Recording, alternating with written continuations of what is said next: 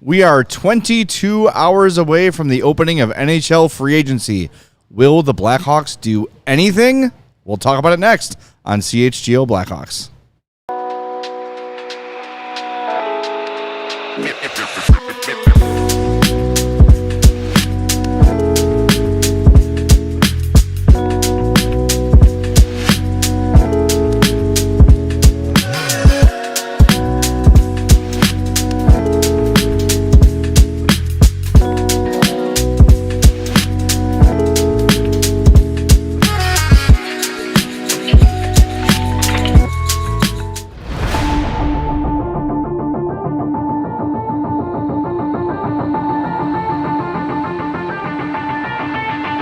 Happy Mailbag Monday. Welcome into the CHGO Blackhawks podcast. The draft is over. Free agency is coming up soon, and we've got a special guest in studio with us today. It is Jack Bushman from Locked On Blackhawks. It's a big week. Jack, thanks for being here, man. Appreciate it. Thank you both so much for having me. As someone who regularly tunes into your guys' shows, it's cool to come see the digs in the studio. Everything here is super amazing, so definitely excited to talk about what the Blackhawks may or may not be doing over these next 24 hours. Well, it's starting to feel like may not be doing. And before we get into the mailbag, we got a lot of questions, so we're going to get to all of them as best we can. But as we've been seeing, news happening around the league and rumors, you're not hearing the Hawks' name in much of anything. And we've had, Scott Powers and Ben Pope and Mark Lazarus over the last month or so kind of hinting that don't expect a very busy day. And as the options are running out, it looks like Marner's going to go to Vegas one way or another. Other guys are getting scooped up. Matthew Nye signs a contract with Toronto, so the offer sheet opportunities are going away too. There's just not a ton out there at this point. Yeah, it just doesn't really seem like the Blackhawks are connected really with anyone, even that's going to move the needle whatsoever. And even from a numbers perspective, kind of just peering at what could be the roster makeup at this point, when they want to be giving kids opportunities to prove themselves and get that experience next year, I just don't even really know where there are that many open spots at this point in time. It feels to me like there's one. Like you could sign, if you can find a top six forward to come and play here, then you do it. I suppose I could make the case too for adding a veteran defenseman, but not a TJ Brody, like an actual impact veteran defenseman. But aside from that, I'm not feeling it. Mario, what do you think? Yeah, I think it's becoming less and less likely that they're going to be in on anybody that has like that big name significance. We've been talking about like they need to get somebody in the top six, but I just don't see any of those players that are for sure going to play in anybody's top six coming to Chicago. I just don't think that Davidson is going to be all in on someone like that. And now he could facilitate a trade. I think the draft came and went, and no trades happened, but there still could be something that gets done, starting tomorrow or even, maybe later today, who knows, where, you could facilitate a trade of something that maybe you take a roster player and switch out a guy or something like that, where, you're saying there's not many roster spots open for additions, like you could swap something. Or, I think defensively it sounds like maybe a seventh defenseman who's a guy that knows he's just there to kind of be like filler. Seems like that might be the route that they go, because if you're saying adding a veteran, but you don't want to, defenseman is where they have the most guys that they could block. Yeah. And you don't want to do that because almost all of them, outside of, Ty Henry and Yanni Peltonen, they're on the cusp of the NHL. So you want them to have that path forward. So Guitar Hero, I think, speaks for a lot of people in the chat and says to not be in the mix for someone to compliment Bedard is pretty disappointing. And I agree with you. It is certainly disappointing. But I think there's two guys in free agency that do that, and it's Brock Besser and it's Nikolai Ehlers. And I will say that there hasn't been a lot of very definitive opinions around where those guys are going. I think I heard Carolina for Ehlers, and I heard Edmonton for Besser, but I don't know how Edmonton's going to get Brock Besser without moving out a major piece. So they're possible there, and like Michael Evans in the chat says, like a Jeff Skinner, Roslovic, Drouin type. Sure, but like guys like that kind of feel like a move for the sake of a move. I think if they're going to sign somebody, it should be someone that is going to make this team significantly better. And I think when we're talking about free agents that are actually available, it is Besser, it is Ehlers, and that's really it. Yeah, I agree. I think not getting another top 6 player to go and help Connor Bedard would certainly be disappointing this offseason when, yeah, I like the moves to bring back Ryan Donato. I like the addition of Andrei Burakovsky, swapping him out for Joe Veleno, right? But neither of those guys, I think, are really going to help Connor Bedard get to that next gear. And he's coming up to that 3rd season where you want to see him take that next step. And I just don't know if we've truly put him in the primary best position to succeed right here, right now. And they have the opportunity to do that. I agree with you. I think the one spot they really have left in this forward group, Jay, is adding someone in the top 6. And I've been pretty outspoken on my show and all summer long about Brock Besser. I know it's coming to a team that's probably not going to be winning this year, but we certainly have the financial means to go and wow him over on maybe a 2-year deal or something along those lines at a high AAV. They have the power to go and do that. I would really like to see him do that tomorrow. I think with, talking about like the top 6 and needing to get a guy to come in, like, yeah, I agree. I've been in, on Ehlers, Besser, Marner, Bennett, like all those guys as they were, likely to hit free agency, or some that, didn't. But still, I wanted the Blackhawks to be in those conversations and try and, find someone like that. But I think what we're seeing with Kyle Davidson is that he's kind of rolling the dice that some of these young forwards are going to be that top 6 help. And I think we saw a lot of excitement out of Frank Nazar's game, and you see what he did at the World Championships to kind of close out, his season. You roll that in the next season, you hope that a lot of that progression has happened to where, we're talking about him being a second-line center and whatnot, but he could develop himself into being that guy that ends up being the help for Connor Bedard. He could play on Bedard's wing, or legitimately grab hold of that number 2 center spot and be a top 6 guy this season.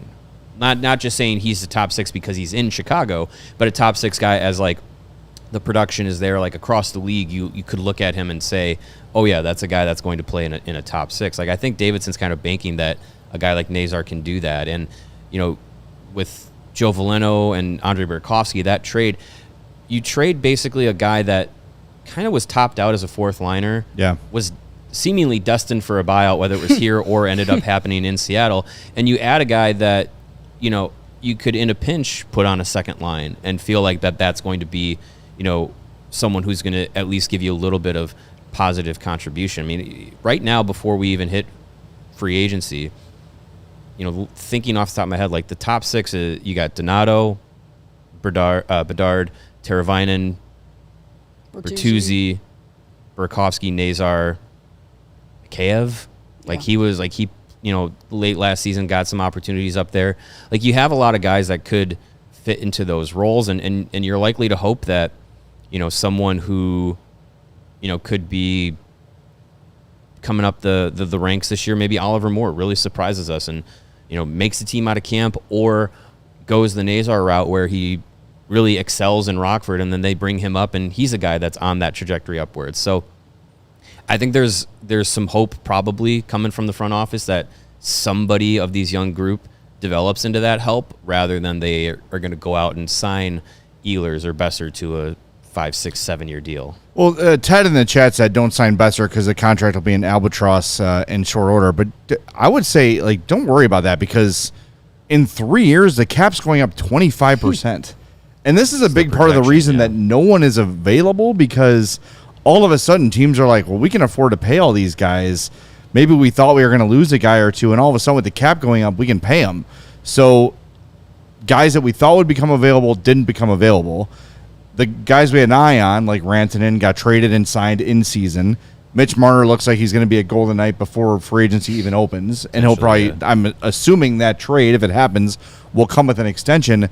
So you really don't have what Kyle Davidson can't do is make the free agent class better. And we were asked to come up with, as we prepare for tomorrow's show, like, our social media team, Emma and our interns, say, like, hey, is there any players we should make graphics for? And I'm like, all right, we'll make a Besser, make an Ehlers. But then I was like, Michael Granlund, Christian Dvorak, Michael Roslovic, or Jack Roslovic, like, those don't move the needle on the team. And sure, do I like Roslovic? Do I like Granlund? Yeah. Do they make the team better? Somewhat, but it doesn't truly solve the problem that the Blackhawks have, and they need a dynamic winger or center to play with Connor Bedard on the top line. That is what they need. Everything else I'm happy to go young on. Don't just start adding veteran forwards just to do it. If you can find somebody that can help, do it. If not, if you can't make a trade, and you think if there was going to be a trade, it would happen before the draft with all the assets they had, then maybe just sit tight and go young.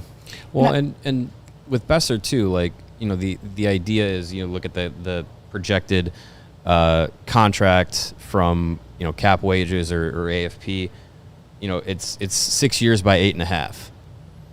Sure, done. I don't think that's give him 9.5 to make it happen. I don't think that's too crazy for a guy who's put up, you know, 40 goals before, or could score at that pace. And yeah, maybe, you know, do you give a guy that's in his, you know, that's at 30, essentially, 28 rather, but would be in his 30s for the majority of that contract? Like, do you give him that kind of money? But you look at it like Matthew Nyes just signed, you know, what was 7.75 extension. Yeah.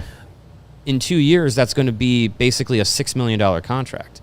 So to your point, like with the cap going up, like the percentage of the cap is going to, you know, fluctuate. The actual value of the dollar is going to fluctuate on, you know, what guys are going to be costing. And that's why when Donato signed at $4 million, it was just like, that's such a deal. No-brainer. Over the life of that contract, he's going to basically be paid like a fourth liner by the end of that deal. So, yeah, I'm not worried too much about the money. It's interesting, this idea that, you know, shorter term contracts are going to start becoming the thing. So maybe you don't need to give him 6 years, you know, to make it happen. Maybe it could be 4 or 5, and you're comfortable with that kind of price tag. But again, I just don't think all the signs that we've seen from Davidson, I just don't think that that's going to be in the cards. Yeah, I would just add to that. I think with the salary cap going up and just where we've been these last few years, hockey fans aren't used to seeing like those kind of dollar amounts being given out, and that you just have to pay to get good players nowadays. Right. And that's what it's going to cost to get Brock Besser, and the Blackhawks certainly have the financial freedom to go and do that. But to add on to your point, Mario, yeah, from basically all the rumblings we've been hearing, I don't necessarily expect the Blackhawks to be in the conversation for those guys, really. And I think part of that is just because Kyle Davidson has remained so patient, and we're still with a patient approach right now. Yeah. And we're still kind of figuring out exactly what we have with all of these kids, right? Like, yeah, we saw Frank Nazar in a good stretch last year when he came up from Rockford, but still not a huge amount of games, and we still got to exactly figure out what some of these guys are. So I think that might be a little bit of the reasoning behind it too, giving the prospects the right amount of time to show us what exactly they are. It's a lot of internal belief from Davidson, and I think the fan base is more impatient than he's going to be, but I think he's really putting his chips on the table that, you know, these guys are going to be coming in, these younger players are going to be coming up through the AHL and NHL. Like, this is that first wave of the rebuild is starting to be like realized, and I think he's banking on a lot of that, you know, panning out. And through their last 2-3 years of development, and some guys getting, you know, to play professionally, and I think all the signs point up for most of those guys. Well, we got some news here from Elliot Friedman. Aaron Ekblad is staying in Florida. Wow. That was one of the names that we thought it was going to be a potential ad for the Blackhawks. Makes sense. The guy's been a Panther forever. I wonder what the money looks like. We don't know that yet, but that's another one to cross off the board. Bob McKenzie had that as well. Actually, I think Bob McKenzie coming out of retirement. Love that. Ekblad's projection here from the AFP model, which is used by Daily Faceoff, is a 7-year, $7.8 million contract. So now I wonder if that means We'll that see. Brad Marchand is not going back to Florida. Yeah, that's what I was think thinking. if you lock up Bennett and Ekblad, Can't bring them all. You've kind of made your choices there. He's going to the Leafs. Watch. Maybe.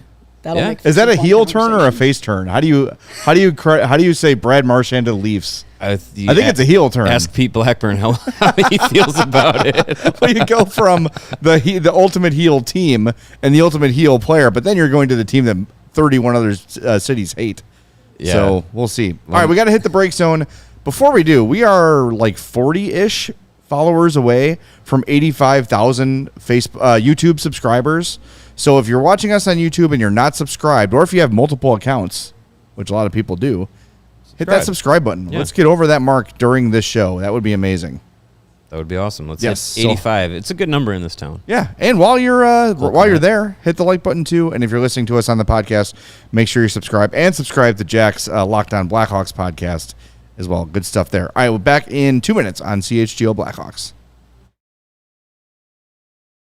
What is Sunnyside? We've been telling you about Sunnyside for a long time now. It's your home for judgment-free cannabis shopping. So whether you're new to the cannabis game, whether you're an old veteran to the cannabis game, head over to Sunnyside and get whatever you're looking for. You're trying to sleep, trying to take the edge off, trying to adjourn to a different dimension. They can help you do it at Sunnyside. They've got everything you need to elevate your summer. They're your one-stop shop for all your cannabis needs. They've got tons of locations in Illinois, including Wrigleyville, River North, Champaign, South Beloit, and more. Check out their great brands, Good News and Mindy's. Those are my two favorites. They've also got Cresco and Floracal.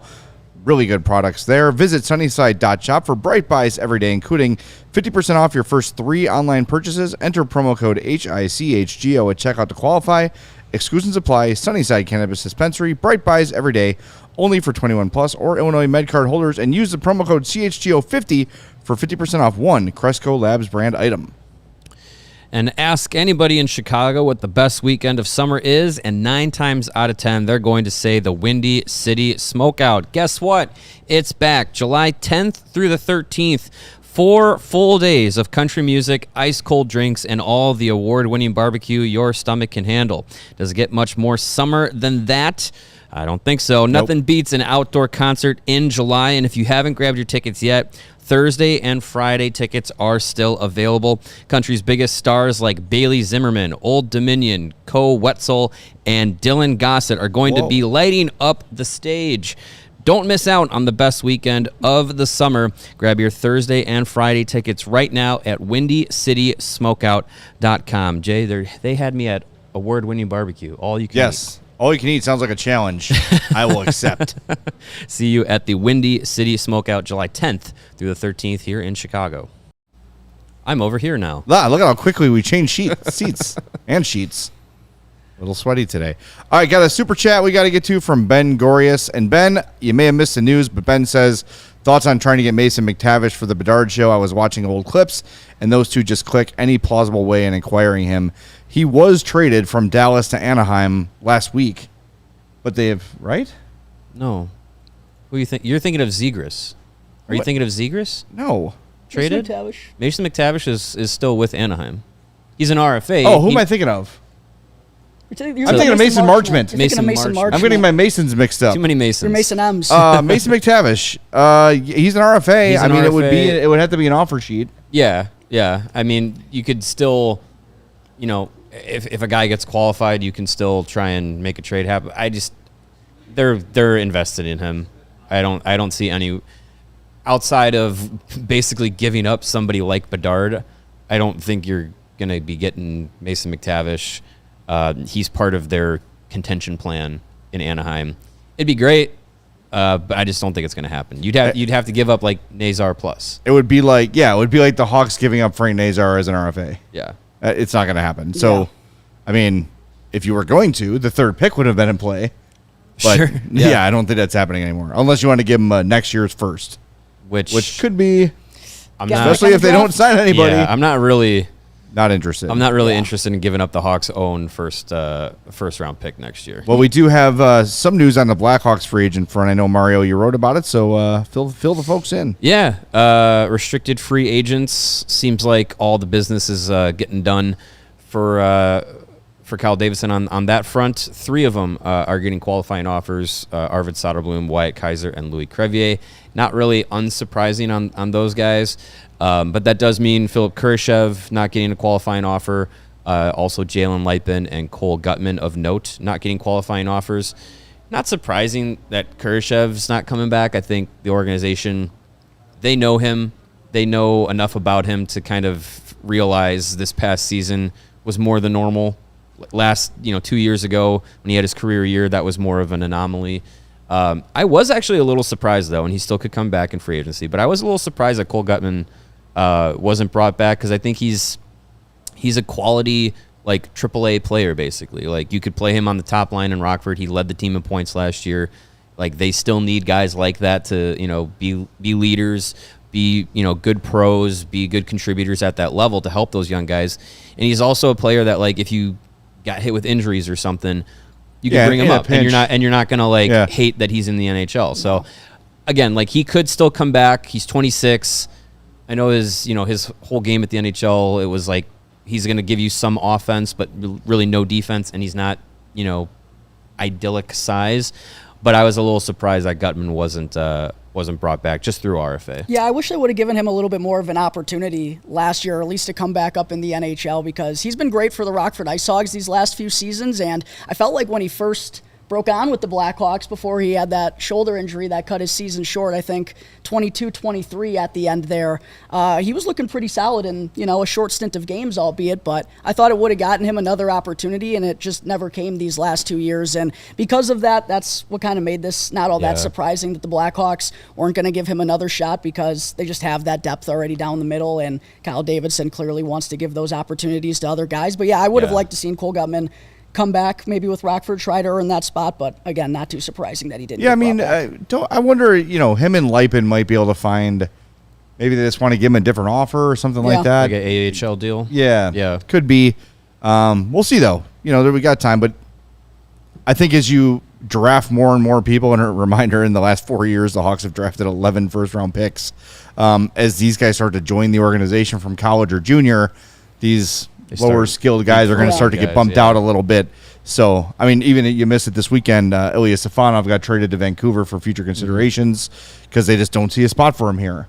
So, there's a lot of players coming through, and I think as we just, before we get to the mailbag, real quickly look back at the draft, I heard actually Elliot Friedman was talking about this on 32 Thoughts. He really liked that the Hawks took a swing on Mason West because he's like, they've got 1 billion draft picks. They've got 1 million guys in the system. Why not take a shot and hope that this guy pans out and chooses hockey, A, and B, turns all those raw skills into actual NHL talent, and then you really hit a home run with him. Why not? He's your third first-round pick of the year. Take a shot. I like that approach, especially considering how many prospects they have. So we'll see. Same thought process when they took Sam Renzel. Yeah, absolutely, and that worked out. Yeah, that worked out very well. Whoever's their Minnesota high school scout, they might be onto something. They're on point. Yeah. Mason West is going to become my favorite Blackhawk. Mason West, has he followed you guys on Twitter, Instagram yet? I haven't noticed. I haven't been blessed yet. As soon as I followed him, he followed me right back. How about Nestrasil's dad? He's been pretty active. Yeah, he's been pretty active. Yeah, love that. I think I like the swings that were taken on both those guys, Nestrasil and West, because they're both. You're betting on the upside, even though there's going to be more runway needed for them to get there. But you think like they might have higher upside than anybody that was maybe quote unquote closer to the NHL, in their path that was still on the board when they got picked. But yeah, I'm interested to see how that all pans out with those guys, because it'll take some time. Like, Nestrasil is going to go into college. West is going to finish his high school football career and then, play in the USHL and then get to college. So it'll be more long-term things, but I do like the swings there. And yeah, to your point, like with the RFAs and stuff, like you get those guys in the system, like they start leapfrogging some of these guys that we like, but it's also like there's only so many spots, and there's a lot of investment being made in the guys that were brought in by Davidson, and he wants to put his stamp on. So I think with the guys that they qualified, there's all paths for them forward in the future. Crevier, Kaiser, like those guys are going to be fighting for NHL time this year. Soderblom as well. Like this time last year, like I was ready to just chuck them and just say, all right, we got Brossois, we got Mrazek's doing fine. You got Comezzo in the system. Like you really didn't feel like you needed Soderblom at that point, but now it's just like, well, he's kind of pushed the door open for him to have a future here. So I like bringing those three guys back, and especially Kaiser. Like I feel like he's a guy that continuously gets better season over season, and even though he's like the smallest defenseman in the group, he plays with that edge that I think is really necessary at the NHL level. So I'm excited to see how those guys compete in camp. One thing to keep in mind, by the way, about offer sheets is when you offer sheet a player, that player has to sign it. It's not a trade. You can't just go, hey, we gave read you his an offer offer. sheet to Mason McTavish. Now you've got to match the offer. No, Mason McTavish has to say, okay, yeah, I'll Right. sign that offer sheet. Yeah. And then they get the chance to match it. It's not like it's not a trade where you Right. can just go offer sheet whoever you want. That player has to say, yes, I will sign this offer sheet and leave it up to my team to match it. So it's not just as simple as getting 100 offer sheets, signing all these players you want, and just having it fall your way. There is the player has to want it too element. That looks like the reported amount, by the way, for Aaron Ekblad is 8 years, $6.1 million. That's a really good deal for a really good player. That's Hometown discount. play your entire career as a Panther. That's good. That's good money, and none of it's taxable, so That's right. Got to get that in that there. works out for him. Yep. 100%. Yeah. Probably no Brad, though, I guess. I can't. They only have so much money to work with, and I think as much as Marchand endeared himself to the Panthers, obviously when you become a trade deadline acquisition and you help a team win a cup, the impact he had, like going back to Florida, was on the table there. But I mean, he could turn around and go back to Boston and just say, yeah, well, I got an opportunity to win a cup, and now I want to go back and That would just be kind of something. resume things here and figure things out. But yeah, it'll be interesting to see what the market is on him and how long teams want to go on a deal and how much money, because like it's rare, but how many guys in their late 30s are still like at the level that he's at and can do it consistently? We'll have to see. All right. Can we knock out a mailbag question before the break here? Sure. Sarah, we've get got it. that fun one from Maticus. Can we get that one in there? I don't know if you have them labeled. All right. Maticus says, mailbag discussing the size of the Hawks roster. Who played the 8-bit NES ice hockey game, and what sizes did you use for your players? You got to go 2 fats and a medium. Yeah. That's how you do it. You need the power, but you got to get a little bit of speed. The skinny guys were useless. Not only in 8-bit Nintendo hockey, but in life in general. Yeah. I mean, you ask the Blackhawks. They're only taking big guys now. Right. Yeah. So that one I never played on Super Nintendo. I did play NHL 94 on Super Nintendo. But not that one. But yeah, I mean, you got to have some beef, some girth up front, and then someone with skill to lead the way. I would agree. I the way don't to have go. much of a take on that one. I admittedly Yeah, Jack, have never Nintendo played. was I a video game apologize. system in the 80s. Might have missed that Yikes. one. Yeah. Well, Well, that's the answer. and the big guys looked the closest to Super Mario. So If you have a Nintendo Switch or a Nintendo Switch 2, you can get the virtual NES console and play it. No way. oh yeah, like a emulator. Just watch out for Czechoslovakia. They're a powerhouse in that game. Oh, baby. Oh yeah, well. They're not a country anymore, but they're Because it really was good at 8-bit Czechoslovakia. Nintendo. Yeah. it was two really good hockey countries smushed together. Yes, 100%. Would that have been Yager at that time? They're not NHL players. Oh, right. There is literally no variance between the teams. It's just, Guys. yeah, there's no ratings. A bunch There's of no, pixels. there's skinny guys, there's fat guys, and there's medium guys, and it's how you build your team. And some teams feel better than others, but I think they're all exactly the same. There you go. But it was a really fun game. The simpler times. When hockey video games were good.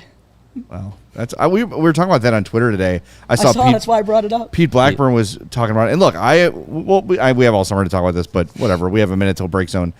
I play NHL all the time. I play it every day. I enjoy it. It's flawed as hell, but I enjoy it. But I got NHL 2K8 like a month ago for the Xbox 360. It is such a more realistic representation of hockey than the NHL game has been for the last 20 years. It's unbelievable. Yeah. Tough. Like a variance of goals. And I feel like when I play NHL 25, you can score like one of 4 ways.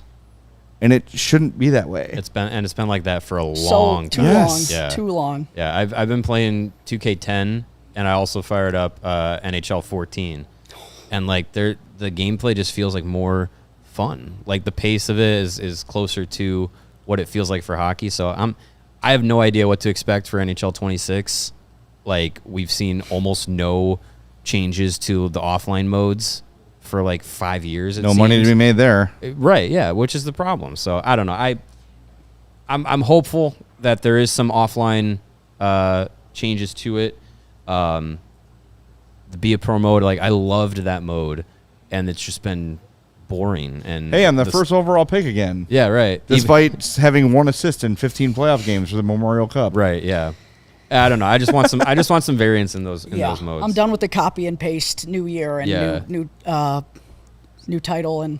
If I play NHL 26 and that fake agent guy is at whatever lake in Canada it is, like, yeah, the number 1 overall pick's just playing some pond hockey, I'm gonna chuck my console out out the window. Yes, I'm telling you, man, find a used copy of 2K8. It's better than 2K10, but that 2K8 Blackhawks team is rough.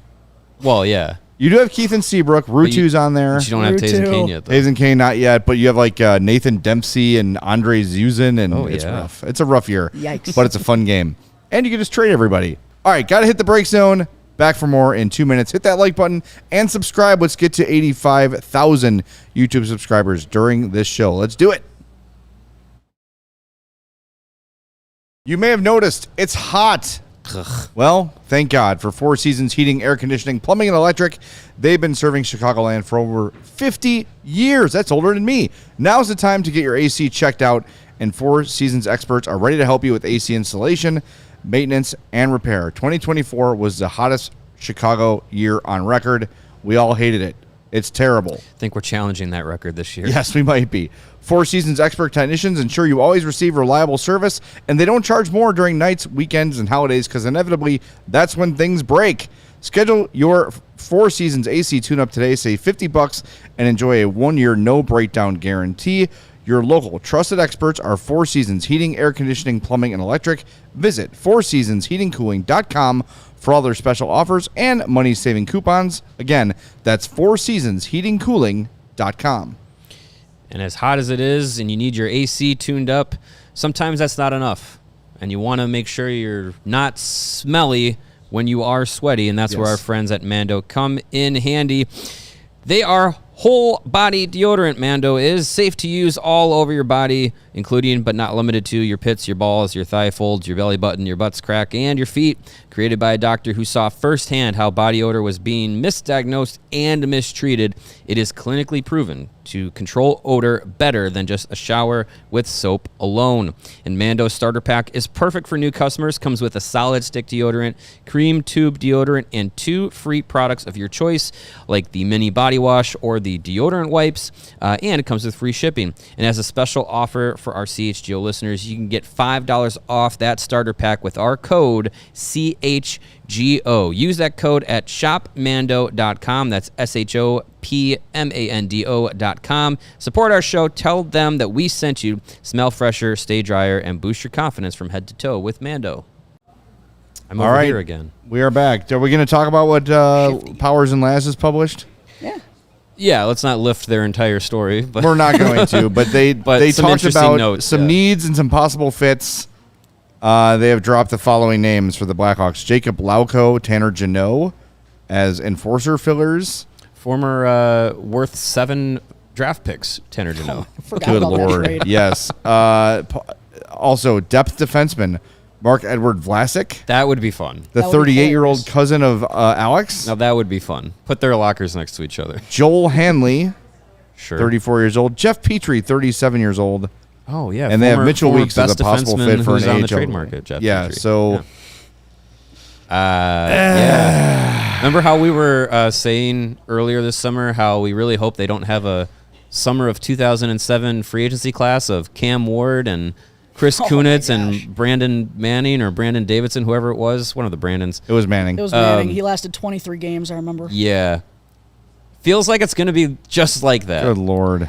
I'm calling in sick tomorrow. Don't bring in guys to bring in just for the sake of bringing in guys. Don't do it. Yes. That feels like Would these you types of honestly, moves. like, the story is fun of Mark-Edward Vlasic. Wouldn't you rather just have Del Mastro play? I mean, you just bought out TJ Brody. Right. You could have just kept him around if you're going to sign Mark-Edward Vlasic. Yeah.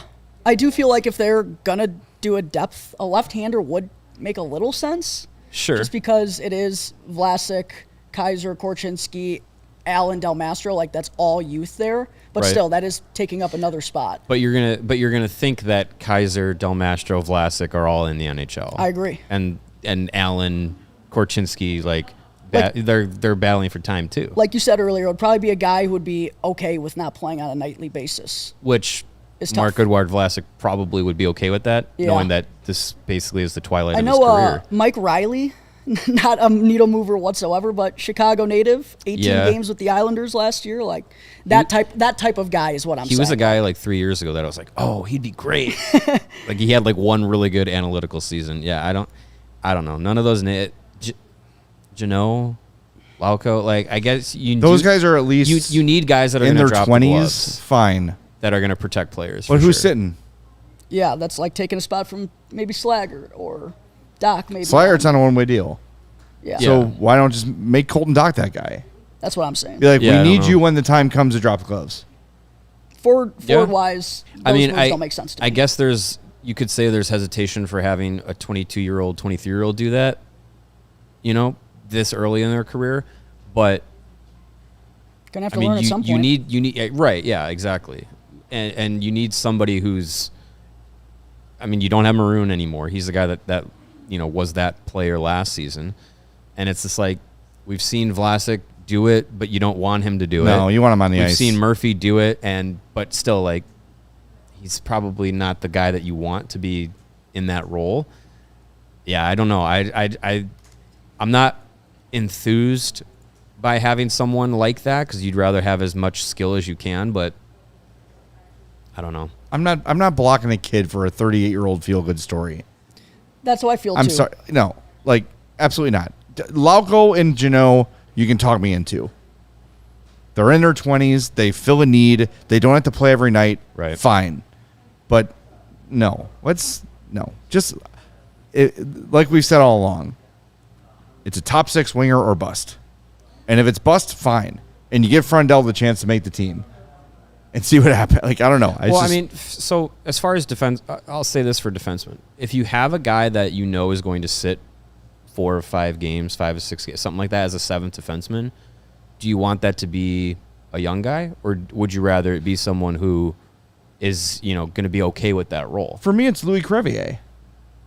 He's been doing that. I Sure, mean, but do you want him to keep doing that?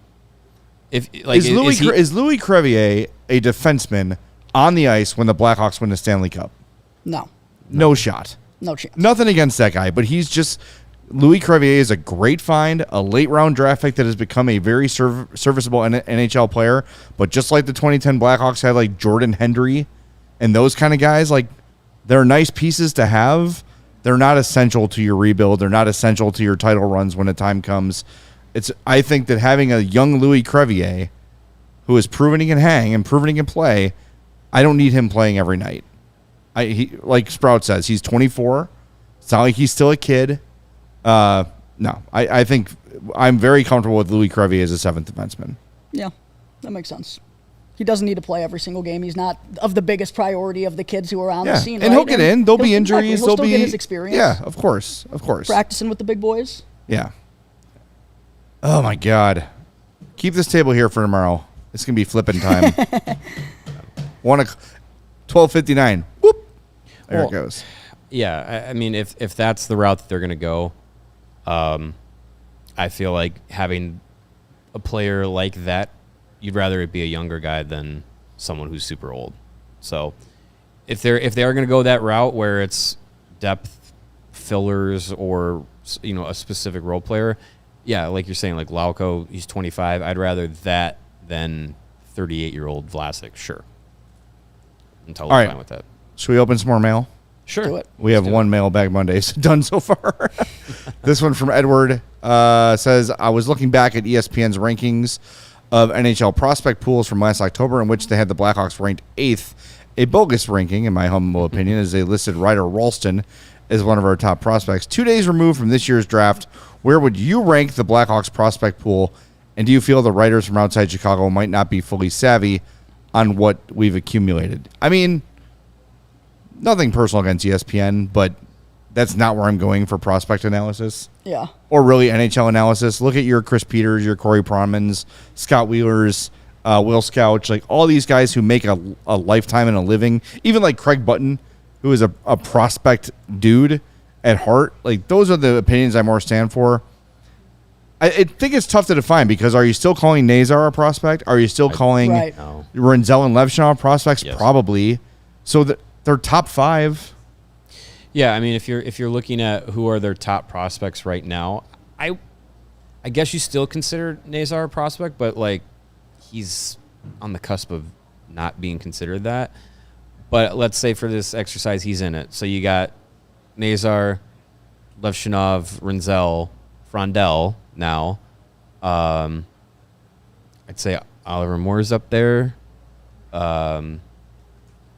Is Korchinski still a prospect? Probably not. He played a whole season plus. Yeah, and he's played 2 years pro. Yeah. Did you mention Boisvert? Boisvert, Yeah, Vanacker, Boisvert's in there.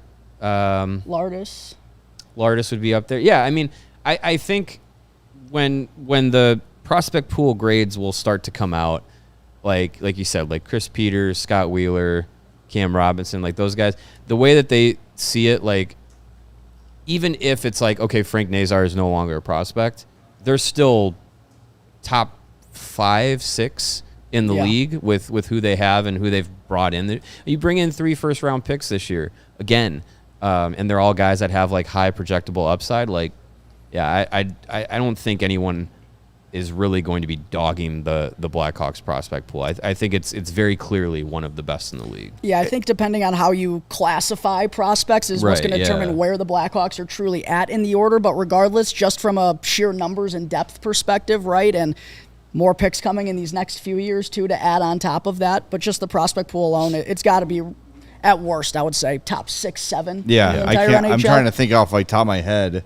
Montreal. I think the Islanders just made a big jump because they had a great draft. Great draft. Montreal, like you said, Philly had a good solid. draft. Detroit. Philly, maybe. Philly had a good draft. But I mean, they're all interchangeable. Yeah. So I mean, you got to feel really good about the Hawks' future. It's just like it feels far away. And again, Kanserov. even if they do sign a Besser or an Ehlers, they're probably still a lottery team. Yeah, though Next year, they're still so likely you're still going to get a stud. Yeah, they're still likely in that mix for the first overall pick, and which is why I'm hesitant to give it up because I don't think there's anything out there right now that you would trade that for. Well, and I mean that's going back to the offer sheet conversation. If you're going to sign a player to an offer sheet that a team's going to have trouble matching, Right. it's going to cost you An unprotected your first round pick next year, which is not a 0% chance that it's Gavin McKenna. Right. So That was always my hesitancy with the offer sheet this year. It's like the Blackhawks are probably going to be somewhere in that conversation once again. Do you really want to take yourself out of the running? And not even for just McKenna, what's considered a pretty good draft class. Right, I know yeah. we're a year out at this point still, but with Kyle Davidson just being so patient, I didn't really expect him to get himself into those kind of offer sheet negotiations because it would likely cost an unprotected first. And Right. I didn't think that would be something he'd like to do. And I will say next year's free agent class is a lot better, and the Hawks have another year under their belts of development and growth. So maybe next year's the year they make a big push for a free agent. They're going to have a crap ton of money to spend.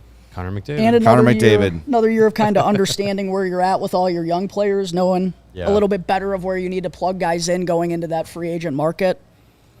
A lot of people asking about Isaac Howard. Feels like if that was going to happen, it would have happened already. Yeah. Like it would have been a draft pick at the draft, maybe 25 or whatever, but it just hasn't panned out. He hasn't. Maybe they're just waiting for the rights to expire and sign him. They can do that, right? Yeah. He'll become a UFA. I think is it this August or next August that happens? It's this August, I'm pretty sure. Is it this August? I think. Okay. I Yeah. could be So I wrong. mean, you could play that waiting game, but other teams might jump at the opportunity to try and make a deal ahead of you if you're trying to roll that dice. But yeah, I think if it was going to be an aggressive move for Howard, I think it would have been one of that that 25th pick when the Hawks had it. So Yeah. we'll see. I don't.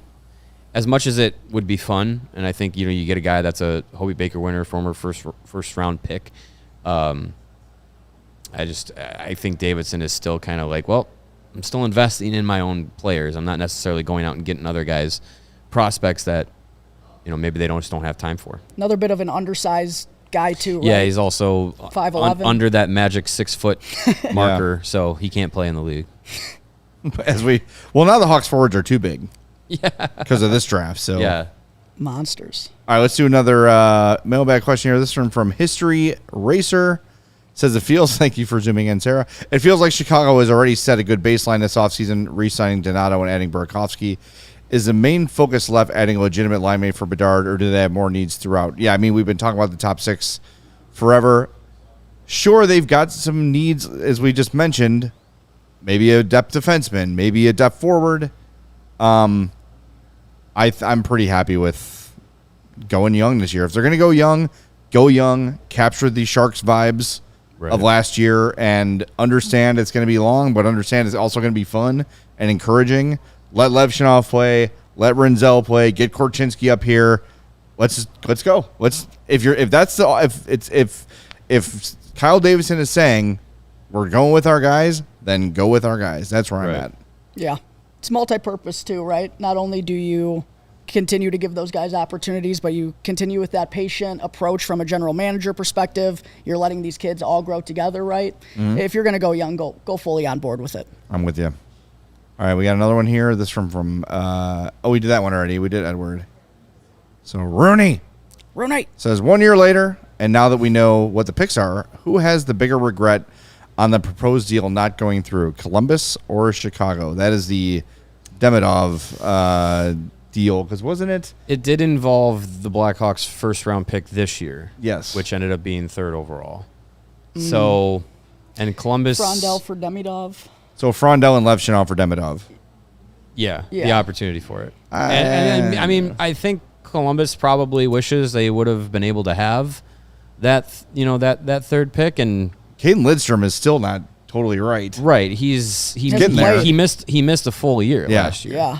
And it's a back issue. He's still a really good player. Yeah. I mean, I don't know. And then you're talking about both Columbus and Chicago didn't have a chance to get Demidov. So I think probably Columbus would regret doing it, because I think, and that's just from an outsider perspective, but I think the reason, with it not happening for Chicago, Davidson's made the most of it. Yes. And you still get Anton Frondell out of the deal, and he's a guy that continuously is getting these comparisons to Anton Lundell and Alexander Barkov.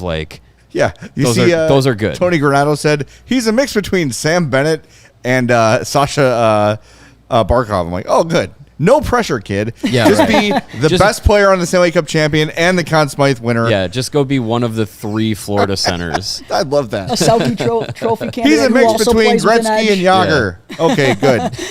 That sounds great. By the way, some more breaking news. The Calgary Flames have added Brent Seabrook to their player development staff. Interesting. I love Brent Seabrook. Good for him. If we ever got Brent Seabrook in here, I would just be like Chris Farley the whole time. Or at a time you won 3 Stanley Cups. I mean, he's been going through the ranks of coaching. He was a advisor in the WHL with Vancouver.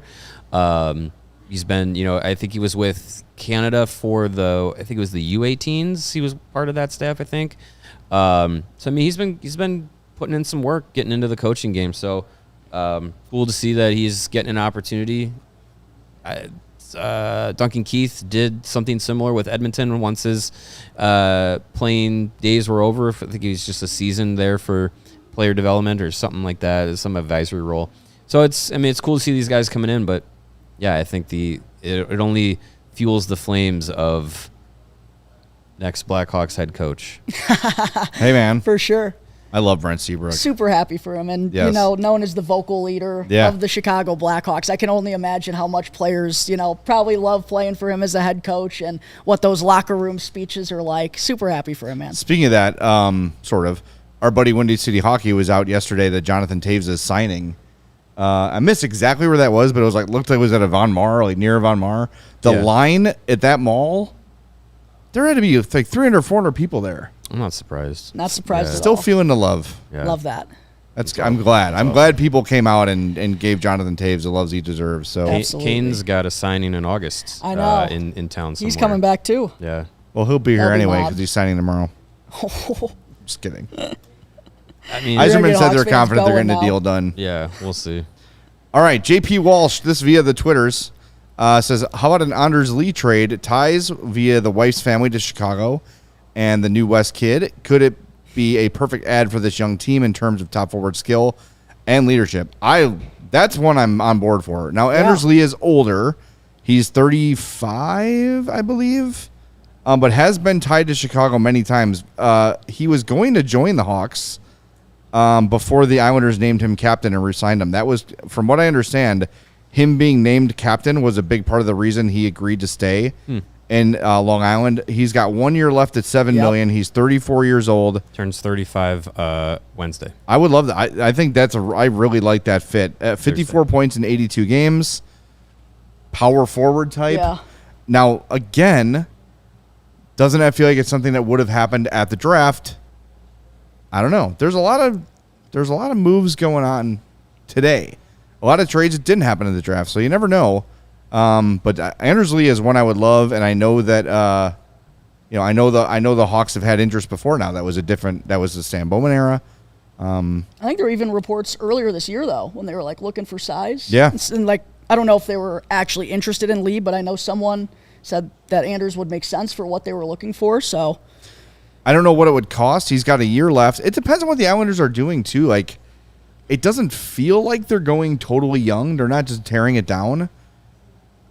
But he's got a year left. Are they going to resign him? Maybe they want to get something for him. I feel like they just got rid of Noah Dobson. if I'm the Islanders, Anders Lee probably has more value at the deadline than he does right now. Yes. Like some team hitting the playoffs to add that guy, that is a big ad for them. So I would love it. I don't know what it would cost. If they did it, I'd be totally on board. I mean, I'd imagine.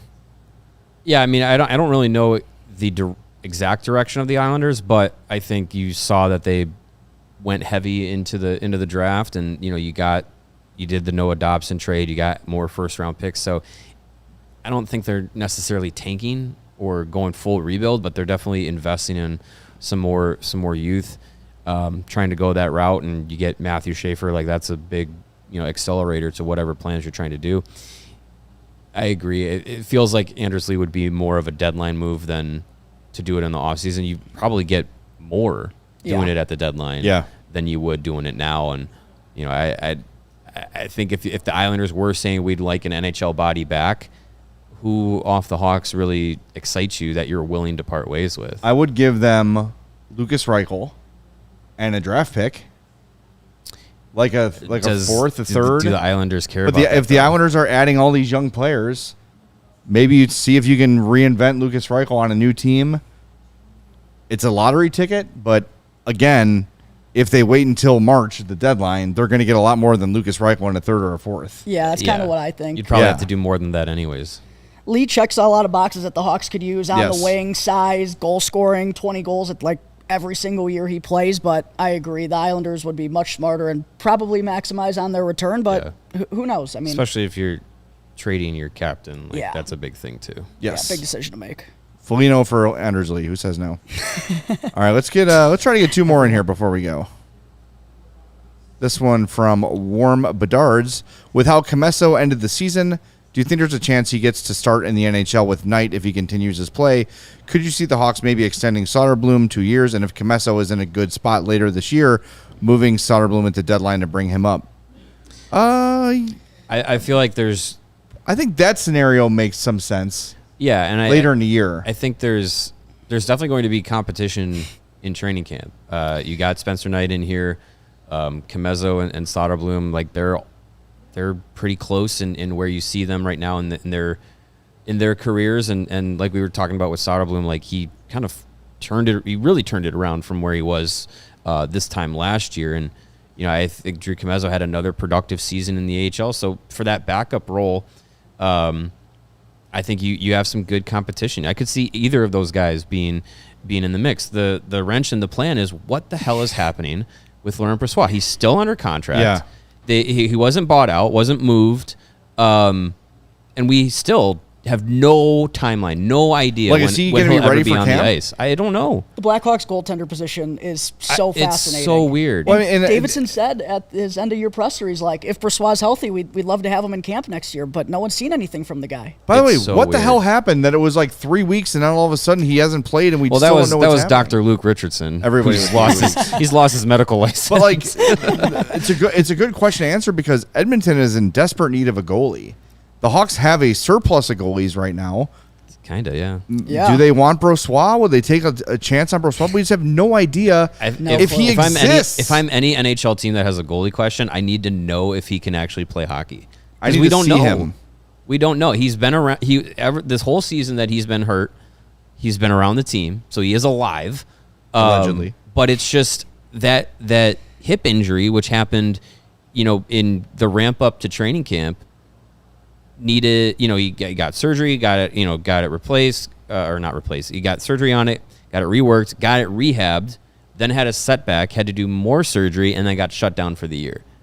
As a goalie, in your early 30s, with a hip injury that knocks you out for a year, that's a huge question mark. Yes. So if I'm any NHL team, I'm not looking at him as a viable option until he actually gets back and plays Yeah. NHL games. And he's someone he's been hurt in the past, too, even before joining the Blackhawks. Right. Not even like a ton of sample size genuinely in his NHL career either. Like, He's he just- is he's just just been a backup, huge yeah. question mark.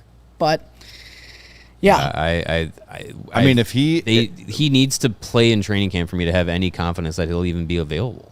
But if he can the play and he season. goes back to his old form, all of a sudden, Seems I like a made a big bold if. prediction. Brossoit is a really nice tandem. Yeah, I made a bold prediction on my show at the start of last year that he was going to become the number one for the team. And then we didn't Yeah, see him for there the was- entire Had he season. been healthy, that would have absolutely happened. Yeah. It's Like- probably actually good. Between him and Mrazek? Yes. Yeah. It's probably actually good that it didn't happen because they probably would not have traded for Spencer Knight.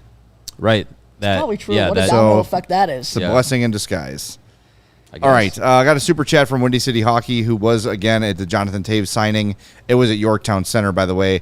He said it was great to meet Taves. Apparently, there were 600 tickets sold for the event. Oof. That looked right for Love the that. It's pretty for cool. the amount of people there. And I saw he had the Stanley Cup with him. How does that happen? You just have one? He stole it from His How game does that one. work? Stole it from the I don't know. Panthers. He probably went to the elbow room and swiped it when they weren't They paying were all attention. too drunk and didn't notice. Covered in vodka and yeah. Well, that's cool. I'm glad I saw the picture of Windy City Hockey and his dad meeting Taves. I don't know why he didn't book him for the show, but we'll talk about that later. I loved seeing the Taze too. Was in the Matt Peck wardrobe, just t-shirt, shorts, Birkenstocks, just enjoying summer. That's my guy. All right, we got one more mailbag. We can Yeah, we can knock do out? one more, I think. This one from Alex in the Burbs. He says, you guys said this is your busiest week of the year. Whether it's this week or not, what's an average day look like for you? Well, average off-season day this summer has been, for me, I take the train in mostly from Grays Lake. Take the train ride. It's about an hour and a half. Get here, do some show prep, talk with Jay about what we want to talk about, and go through the news. Make sure we're all up to date on stuff. Go through the show, give you A+ quality broadcasting. That's right. And then, we do our post-show wrap-up, do posts, see if we need to do any written work, catch up with any guests we're trying to get on or anything like that, hop on the train, head home. Same, but I drive from Homewood. And then in season, And I put out fires around my family. yeah, you've had a lot of family work going Yes. on. In season too, like for a home game, I'll come in, go to morning skate at the UC, talk to players and coach. After that, then I'll come back here, cut up quotes and video, do any written work that needs to be done, have a few hours to kill, maybe get some lunch, and then head to the game, up in the press box, watch the game, handle all of our posting and stuff during the game like that. And then the old process was you and Greg would head back to the studio to do the show. I would go to the locker room, get post-game stuff, send it in, and then join the show. But, we leave after the second period now, come back here, watch the third period at the studio, and then do the whole post-game from here. That's it. It's a normal home game. How long does it take you guys to walk from the UC to here? We drive because we have a spot in the A lot. Sure. But we leave at the final horn of the second period, and we're here usually for the third period to start. That's how quick we can get here. I was gonna so say- about 18 minutes from Yeah. leaving the press box to sitting Grabbing a in cookie. the office. I was Yeah. gonna say, I imagine you guys probably got like a perfect window going It's- on yeah, in those it's- 18 minutes. It's good. It's a good setup being this close to the UC. Heck yeah. All right, tomorrow, Free Agent Day. We will be live from 11 a.m. to 1 p.m., hopefully reacting to something. That would be good. Oh, something will happen. Something will happen. It's just whether or not we'll be excited about it. Yes. And yes, indeed, Connor Bedard is eligible for an extension starting tomorrow, as Yeah. are several Him other and players. Nazar. Yeah, Nazar Nazar. too. And So if you have a Spencer crappy Knight. Free Agent Day, that might be a way to boost the morale of the fan base. that's true. I'd be stunned though. If you're underwhelmed by the free agency class, here's a Bedard, Nazar, and Spencer Knight extension announcement. I love it. All right, we'll talk to you then. Thanks to Jack Bushman for joining the show today. Jack, tell people where to find you. First off, thank you guys so much for having me here in studio. Absolutely awesome setup you guys got. If you want to check me out, you can find Locked On Blackhawks for free wherever you may listen to your podcasts. You can find me on X at Jack Bushman too. Was All Jack right. Bushman 1 taken? No, 2's my favorite number. I didn't even give fair. it a try. I grew up wearing 2 in baseball, every sport, so that's my Nice. go-to. Duncan Keith for life. Sounds good. All right, we'll talk to everybody tomorrow at 11 a.m. on CHGO Blackhawks. We all silly like the mayor.